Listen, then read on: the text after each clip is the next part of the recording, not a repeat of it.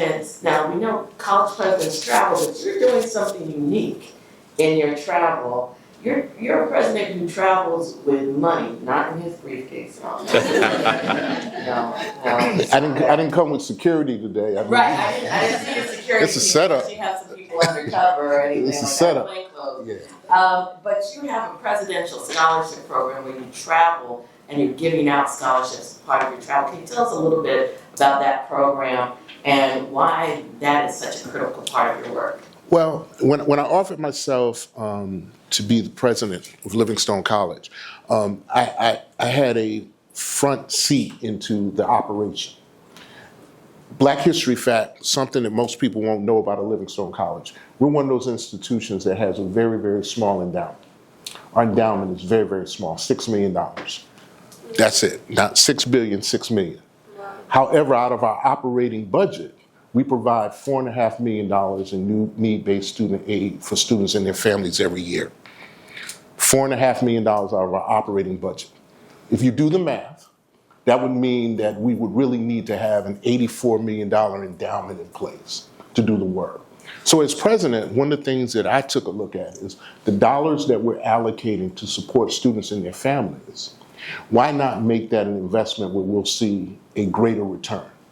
So me growing up in a city like New Haven where there are no HBCUs, and you said Delaware State was the closest, depends on which route you take, because you can go west and you would say Lincoln would be another HBCU, right? Oftentimes when people talk about HBCUs, they limit it to the big five.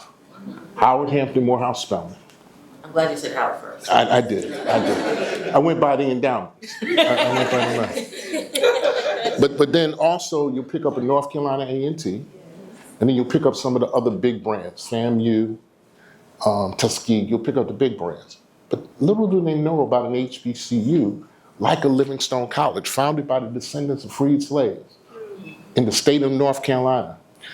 So one of the things I said as president is, now that I have the charge to invest the resources wisely, why not come to the Northeast where there are no HBCUs? And why not bring money with me? Because there are young people in the Northeast who don't hear about HBCUs and our mission. They don't understand that HBCUs were founded not to just produce graduates, but they were places of empowerment for our people.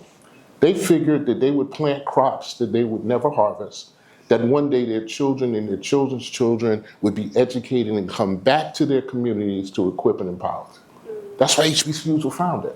So why not take that message on the road as president, but then also share the resources that I have to help young people unlock their potential, unleash their power, and have their purpose unveiled. So that is what I'm doing as president, traveling the country.